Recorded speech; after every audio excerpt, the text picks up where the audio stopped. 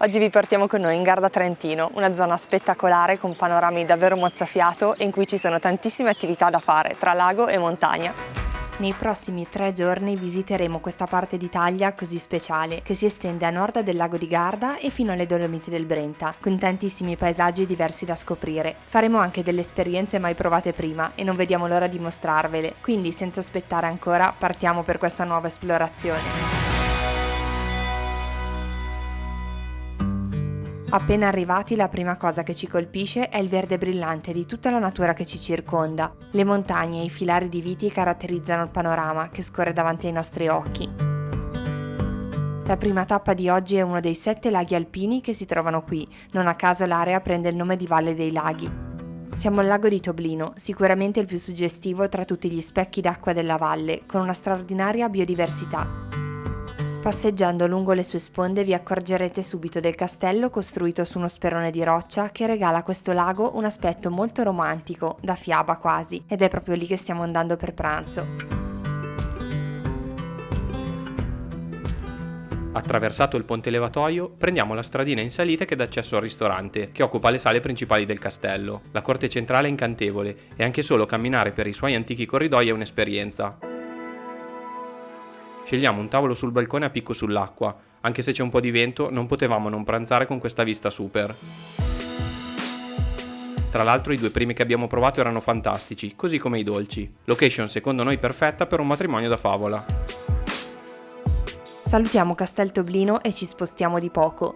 5 minuti di auto e siamo all'inizio del sentiero per la roggia di Calavino. Dopo un primo tratto di strada asfaltata, al fianco di vigneti e coltivazioni, incontriamo un sentiero che ci porta in pochi passi all'interno della gola dei Canevai. Camminiamo su strette passerelle e scale di legno con il costante rumore dell'acqua che ci accompagna. Bellissime le cascate che si nascondono tra la rigogliosa vegetazione del bosco.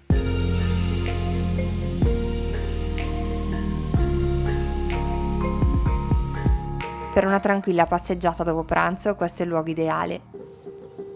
Guidiamo attraverso la Valle dei Laghi, passando accanto al lago di Cavedine. I colori sono splendidi anche se il meteo non ci sta aiutando molto oggi. Arriviamo alle Marocche di Drò, tramite una stradina tutta curve incredibilmente scenografica. L'habitat è diversissimo da quello visto fino ad ora. Siamo alle Marocche di Drò, questo paesaggio lunare unico in Trentino secondo noi, e siamo circondati da pietre che risalgono più di 20.000 anni fa, che si sono staccate dalla montagna qui alle mie spalle. La vista panoramica tra l'altro è super, si vede tutta la piana fino al castello di Arco e molto più vicino c'è anche il castello di Drena, che tra l'altro è la nostra prossima tappa. Questa enorme distesa di massi si è formata dopo la più grande frana di tutto l'arco alpino e al suo interno è possibile seguire sentieri ad anello per scoprire particolarità uniche come fossili e addirittura impronte di dinosauri. Lasciamo le Marocche e in pochi minuti siamo all'ingresso del castello di Drena, fortificazione medievale costruita su un alto sperone di roccia. La sua posizione privilegiata offre una visuale a 360 gradi sui dintorni. Il punto migliore da cui osservare tutta la bellezza della Valle del Sarca è senza dubbio la cima del Mastio, alto ben 25 metri.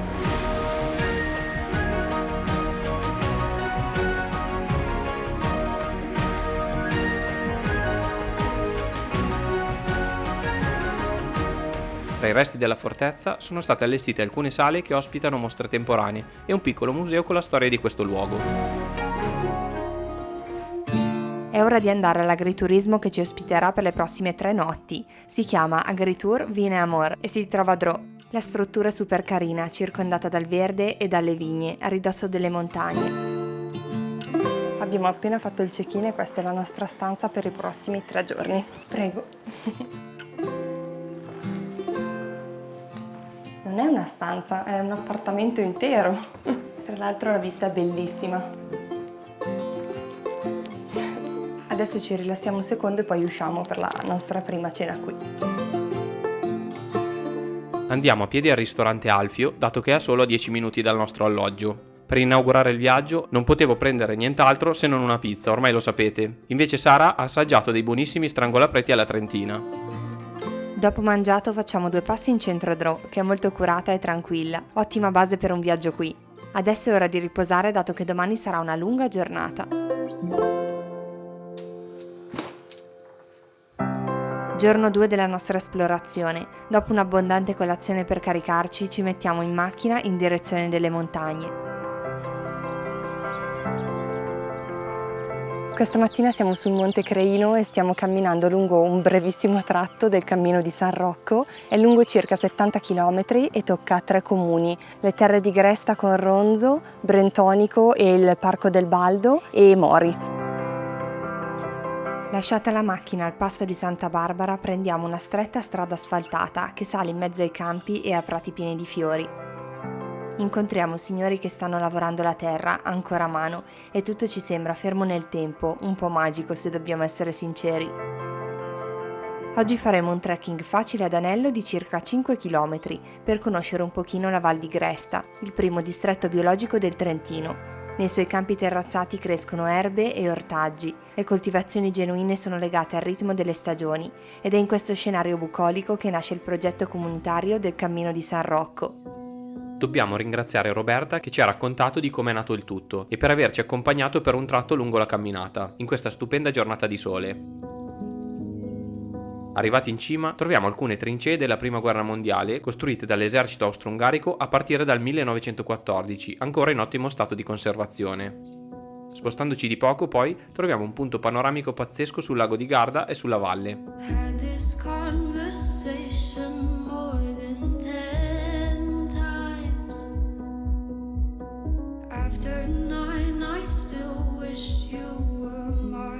Risaliamo per 5 minuti il sentiero fino ad arrivare alla croce del Monte Creino. Anche qui la vista è spettacolare. Scoprire questi luoghi ancora così autentici è meraviglioso per noi. Iniziare la mattinata nella natura con solo il suono degli uccellini e del vento è stato davvero bello.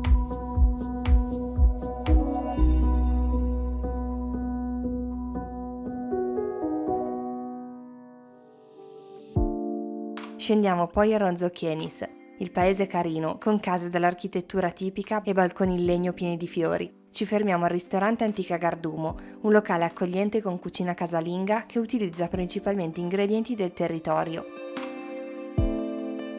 Paolo ha provato le tagliatelle caserecce alle molche rivane, mentre io un tortino di patate e porcini con fonduta al formaggio. E dato che non abbiamo saputo resistere, insieme al caffè abbiamo provato anche un tortino di cioccolato con cuore fondente. Era tutto buonissimo e ci siamo trovati molto bene. Lasciamo a malincuore le terre di Gresta, che ci siamo ripromessi di esplorare con più calma, e viaggiamo verso Riva del Garda.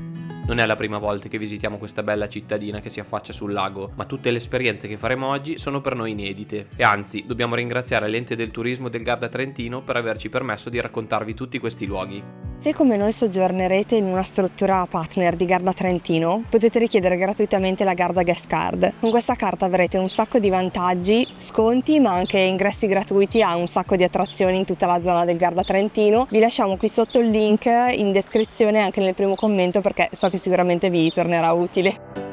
Riva del Garda non ha di certo bisogno di presentazioni, ma forse ci sono alcune piccole chicche che possiamo consigliarvi.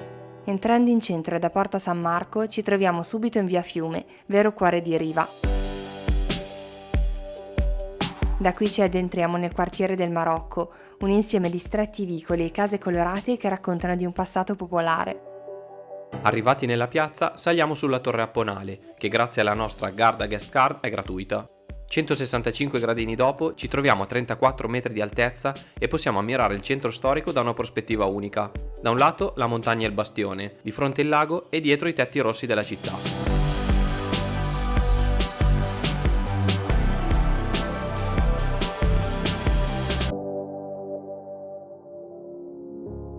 Tornati a terra visitiamo il MAG, che ha sede all'interno della Rocca. Il Museo dell'Alto Garda si sviluppa su 3 piani, diviso per sezioni tematiche, mentre al piano terra si trovano le mostre temporanee. Noi abbiamo avuto la fortuna di vedere un'esposizione di bellissime foto d'epoca.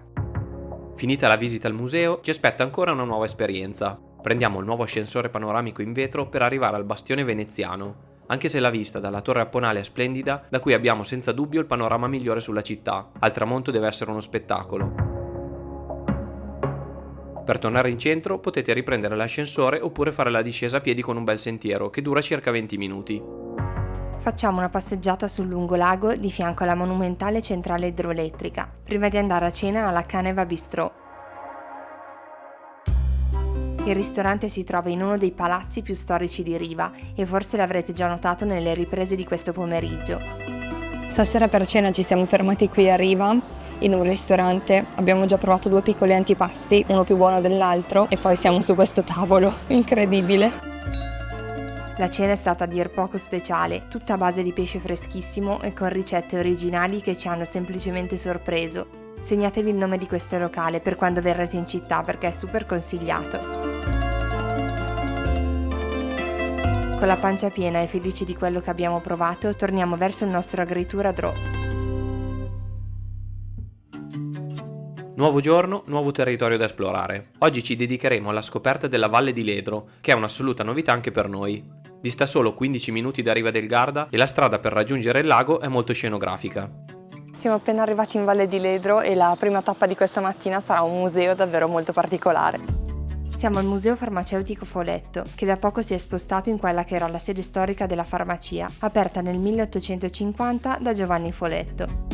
Il museo racconta in diverse sale davvero ben organizzate la storia della famiglia, dei 170 anni di attività e delle grandi tradizioni che ancora oggi vengono tenute vive e tramandate.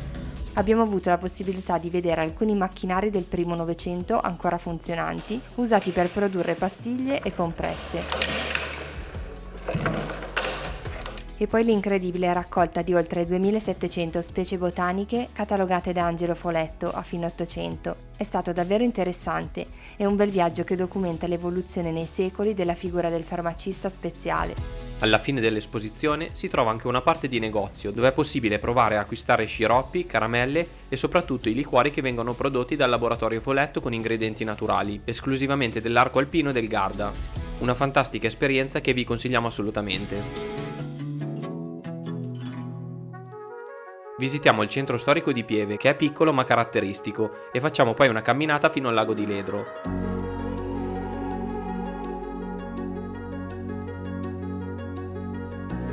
L'acqua è di un colore incredibile, tra il verde e il blu, e la spiaggia è tranquilla e rilassante. C'è un po' di vento leggero e si sta davvero bene, qualcuno sta anche già facendo il bagno. Per pranzo non dobbiamo andare molto lontano, ci fermiamo infatti qui sulla spiaggia al ristorante da Franco e Adriana, aperto nel 1972 e gestito oggi dalle nipoti dei fondatori. Fuori è molto bello, ma l'interno, tutto in legno intagliato a mano, è ancora più accogliente.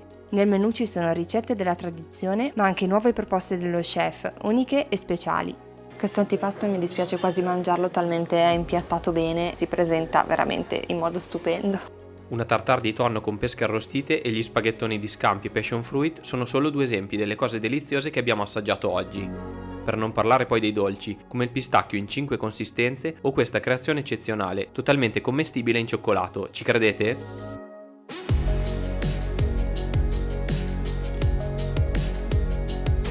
Dopo un pranzo gourmet che ci ha sinceramente stupito, ci spostiamo sulla sponda opposta del lago per fare un'esperienza mai provata prima. Grazie all'associazione Vela Lago di Ledro siamo usciti per un giro in barca per avere una prospettiva differente e inedita di questo specchio d'acqua di origine morenica. Il suo intenso color smeraldo è ancora più abbagliante, ma lasciamo parlare le immagini per farvi capire la bellezza di questo momento.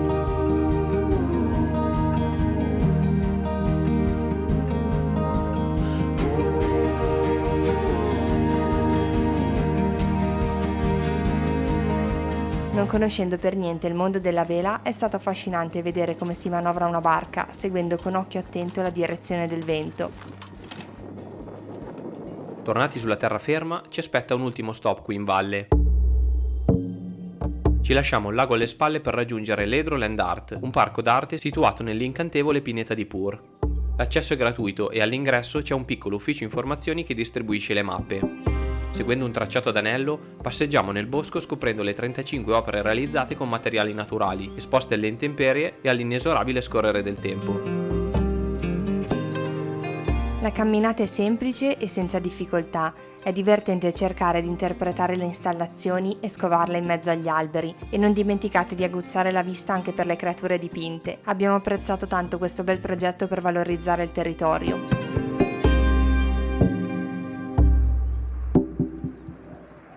È ora di salutare la Valle di Ledro e tornare verso la nostra casa temporanea a Dro.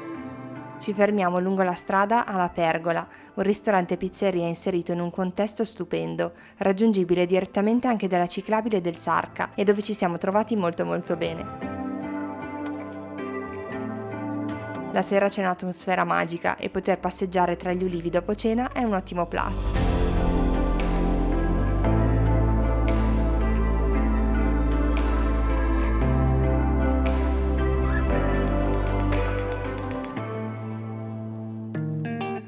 Ultima mezza giornata in Garda Trentino. Abbiamo ancora qualcosa da raccontarvi. La mattina la dedichiamo alla visita di Arco. Ci avviamo lungo un bel sentiero pedonale verso il centro. Dal ponte che attraversa il fiume c'è una vista spettacolare sul castello, nostra prima tappa di oggi. Partiamo da Piazza 3 Novembre e iniziamo la salita in mezzo agli ulivi. Il percorso è perfettamente segnalato e con diversi punti panoramici. In particolare a metà troverete un balconcino di vetro molto suggestivo che dà direttamente sul centro di Arco. Per arrivare alla meta ci vogliono circa 20 minuti e tenete presente che l'ultimo tratto è parecchio in pendenza. L'accesso è gratuito con la Garda Guest Card e la vista dalla cima del castello ripaga senza dubbio della fatica. Nel grande prato accanto all'ingresso si trova un bar panoramico dove potersi rilassare prima di iniziare la discesa verso il paese. La zona del Garda Trentino è il punto più a nord del mondo dove si produce olio d'oliva e quindi stiamo andando a fare una degustazione.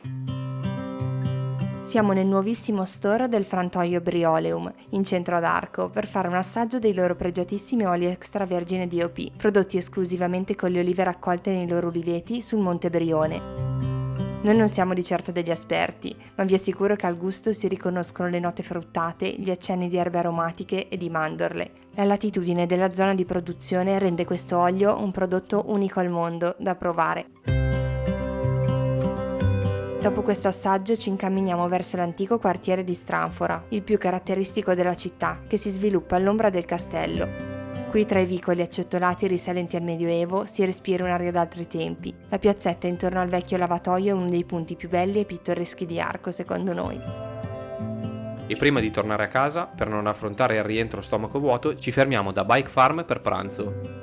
In questi giorni è stato impossibile non notare quanto il Garda Trentino sia un paradiso per chi ama le bici. Questo locale, gestito da dei ragazzi gentilissimi, si trova proprio lungo la ciclabile Arco Torbole, immerso nel verde e perfetto per una pausa relax all'ombra degli alberi. È uno spazio stupendo. Io e Paolo abbiamo pensato più volte a quanto ci piacerebbe avere vicino a casa qualcosa di simile, perché sono proprio questi i luoghi che ci piacciono. E con questa vista speciale dall'alto noi vi salutiamo e vi ringraziamo per essere arrivati fino alla fine del video.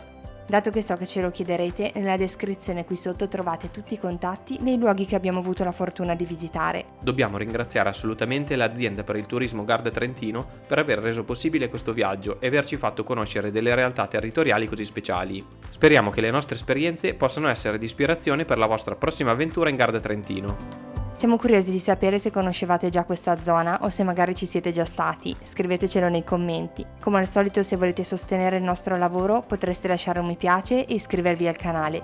Noi ci vediamo come sempre tra 2 settimane con un nuovo viaggio, questa volta ci spostiamo verso il mare. A presto, ciao! Ciao!